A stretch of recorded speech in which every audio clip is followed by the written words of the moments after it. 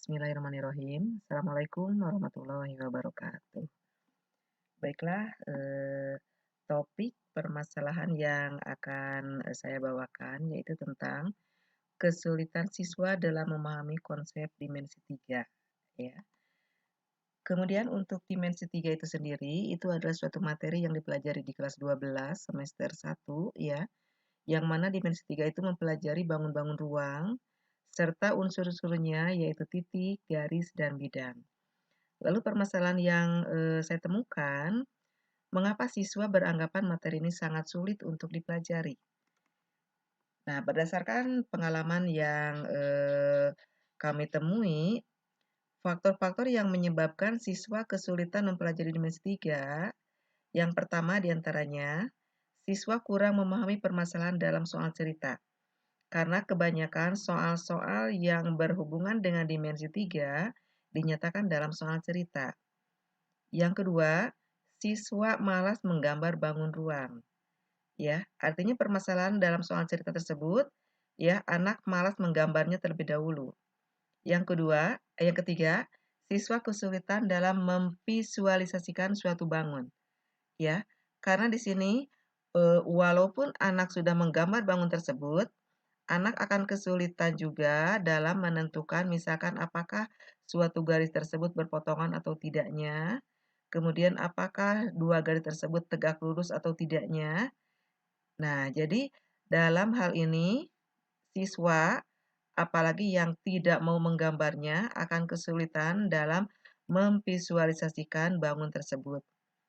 Lalu yang keempat, kurangnya pemahaman tentang konsep Pitagoras.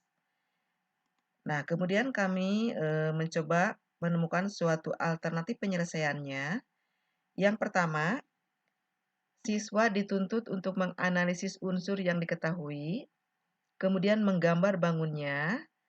Setelah tahu permasalahannya, maka mulai mengerjakan sesuai konsep yang sudah dipelajari.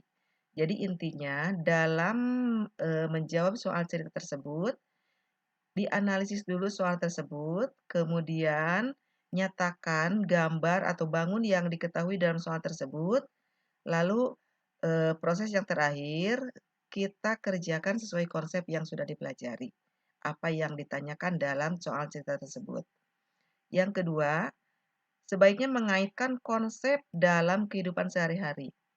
Seandainya misalkan yang dipelajarinya adalah kubus, karena siswa kesulitan dalam memvisualisasikan kubus, bisa saja dibawa anak itu misalkan membayangkan bahwa ruangan kelasnya adalah sebagai kubus. Nah, jadi, kita anggap ruangan kelasnya sebagai kubus, berarti artinya permasalahan yang ada dalam soal cerita kita, hubungkan dalam kehidupan sehari-hari. Kemudian juga bisa juga menggunakan alat peraga atau media pembelajaran.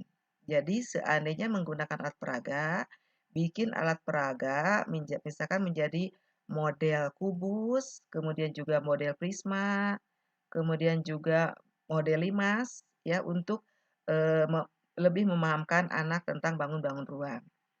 Kemudian yang keempat, konsep Pitagorasnya juga. Nah ini, ya, anak juga masih kesulitan konsep Pitagoras karena anak kesulitan yang mana garis yang tegak lurusnya. Jadi, kalau tidak tahu mana dua garis yang tegak lurus, anak juga tidak akan tahu mana garis yang terpanjangnya, ya. Kalau misalkan anak tidak tahu mana sisi yang terpanjang, kemudian mana sisi yang tegak lurusnya, maka untuk konsep Pitagorasnya akan kesulitan. Karena dalam permasalahan dimensi 3, konsep yang dominan digunakan adalah Pitagoras. Nah, jadi alternatif-alternatif dalam penyelesaian yang tadi, mudah-mudahan bisa memberikan solusi, supaya anak lebih, memahami lagi konsep, dimensi 3. Dengan memudahkan pemahaman konsep ruang dimensi 3, akan dapat membantu siswa meningkatkan pemahaman, memudahkan penafsiran, serta membangkitkan motivasi dan minat siswa dalam mempelajari konsep dimensi 3. Sekian permasalahan yang, saya bahas, ya, mudah-mudahan untuk selanjutnya anak lebih memahami lagi konsep dimensi 3. Sekian, ya. Wassalamualaikum warahmatullahi wabarakatuh.